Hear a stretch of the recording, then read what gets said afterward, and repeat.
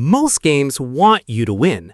They ease you in, hold your hand through the hard parts, and make sure you feel good about yourself every step of the way. And then there are action RPGs that want to break you. Games that punish every mistake, demand absolute mastery, and make you earn every single inch of progress through sheer persistence and skill. Games where dying isn't a setback, it's a teacher. Where the moment you finally beat that boss that destroyed you 40 times in a row is one of the greatest feelings gaming has ever produced. These games aren't for everyone, and they know it. But for the players who rise to the challenge, the reward is unlike anything else in gaming. Today, we're ranking the hardest action RPGs ever made, from brutally difficult to completely unforgiving. Think you can handle the list? Let's get into it. Lies of P is based on Pinocchio. Let that sink in. And then let it sink in that it might be harder than most FromSoftware games. The robotic enemies move erratically, not like fantasy monsters you can read, but like machines with broken code. The boss Arlecchino became one of 2023's most discussed fights online. Some attacks in this game simply cannot be dodged. You either parry perfectly or you eat it. For a game from a studio that wasn't FromSoftware, the difficulty here is genuinely shocking. Iceborne took everything World established and turned the volume up to a level that veteran hunters weren't ready for. Elytrion, a dragon that switches elemental phases mid-fight, will instantly kill your party if you don't deal enough elemental damage in time. That's a build check mid-combat. And then there's Fatalist in the true endgame, considered by many Monster Hunter fans to be the hardest fight in the franchise's entire history. Iceborne is where the casual players quietly uninstalled. Released in early 2025, Kazan came out swinging and immediately earned a reputation. The developers included an easy mode, and reviewers noted it's still harder than most Soulsborne games on that setting. The final boss, Ozma, comes in 3 full phases with massive health bars and chaotic attack patterns that overlap between phases. Players compared the difficulty directly to Elden Ring's Shadow of the Erdtree expansion. That is high company. Kazan is one of the hardest Souls-likes a non-FromSoftware studio has ever shipped. Bloodborne came out in 2015 and immediately told you the rules. There are no shields, you cannot defend. If you sit back and play patiently like a Dark Souls veteran, you will die. The rally mechanic gives you your health back if you attack immediately after getting hit, which sounds like a reward, but is actually the game forcing you into constant aggression. Blood vials, your healing items, have to be actively farmed after death. Everything in Bloodborne is designed to make you fight, not survive. People who had 150 hours in Elden Ring walked into the Shadow of the Erdtree DLC and got flattened by the first regular enemy they encountered. Not a boss, an overworld mob.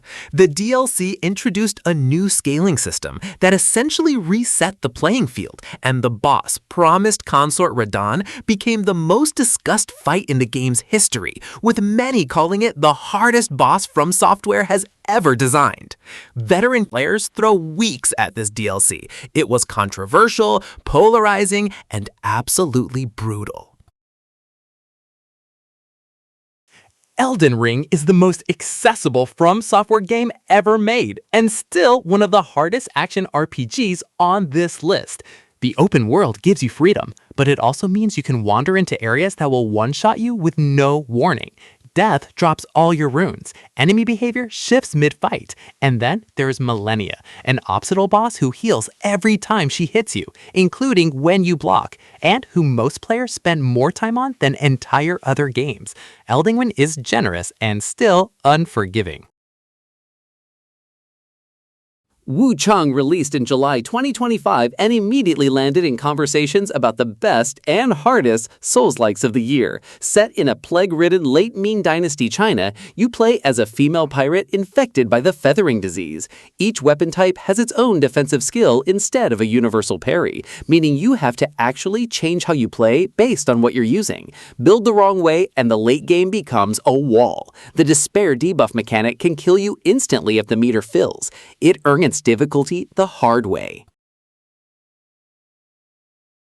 Monster Hunter Rise was already a solid entry in the series, and then the Sunbreak expansion arrived in 2022 and transformed it into something that veteran hunters genuinely struggled with. Afflicted monsters in the endgame have amplified health, amplified damage, and unique move variations that invalidate existing strategies. These fights are extended endurance tests that demand weapon mastery, precise timing, and builds you've spent hours refining. Sunbreak's in-game content pushed the Monster Hunter difficulty ceiling to a place it had never been before.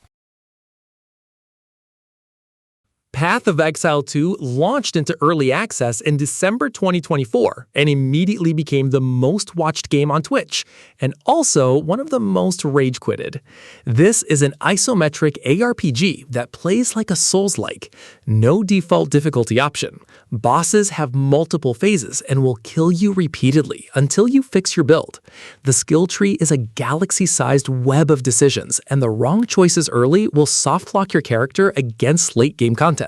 Even veteran PoE players called it their hardest gaming experience in years. This is the one that separates every other hard game from a category of its own, the Sekiro Gauntlets of Strength, added in a 2020 update. These challenge modes force you to fight back-to-back-to-back boss runs with no healing between fights. But the real terror is the inner bosses, Inner Genichiro, Inner Father, and Inner Ishin. These are perfected versions of already brutal fights, with new moves, new timings, and zero mercy. No builds, no summons, no cheese. Inner Ishin alone has ended the runs of players who had already beaten the base game dozens of times. Universally regarded as the hardest content FromSoftware has ever shipped, this is the top of the mountain, and almost nobody reaches it clean. Dark Souls 3 is where FromSoftware cranked everything up. The enemies are faster, the bosses are meaner, and there is zero patience for players who get comfortable. But the real gut punch? The Ringed City DLC. Dark Eater Midior, a dragon with one of the biggest health pools in the entire Soul series, sits at the end of it like a final exam you never studied for.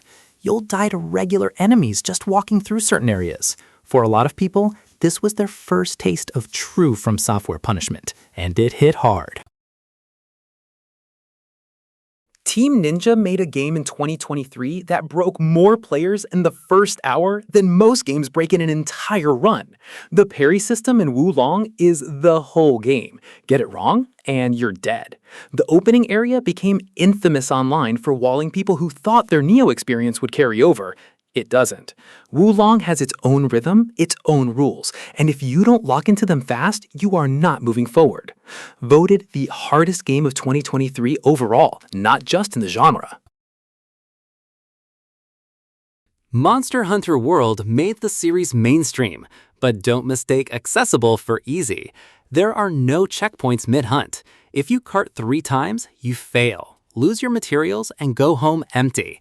The endgame content, specifically Fatalis in the postgame, is a multi-phase dragon fight that requires deep weapon knowledge and near-perfect execution. The game's difficulty isn't loud, it's patient. It lets you think you're doing fine right up until it doesn't, and then it humbles you completely. Remnant 2 took everything that made the first game hard and then asked, what if we made it meaner? Apocalypse difficulty in this game is not a toggle. It is a completely different experience. Bosses change behavior, environments shift, and because the entire game is procedurally generated, there are no guides that perfectly match your run. The endgame content here is some of the most demanding in any modern action RPG. Period. Sequel that earns its difficulty in every single way. People underestimated Survivor. They saw Star Wars and thought action game. What they got was a full Souls-like wearing a Jedi robe. On Grandmaster difficulty, this game matches anything FromSoftware has put out. The Spawn of Ogdo boss became a community meme because of how many players it stopped cold. An optional encounter that killed thousands of people's playthroughs before they even reached the story's midpoint. If you've been sleeping on Survivor as a difficulty test, wake up!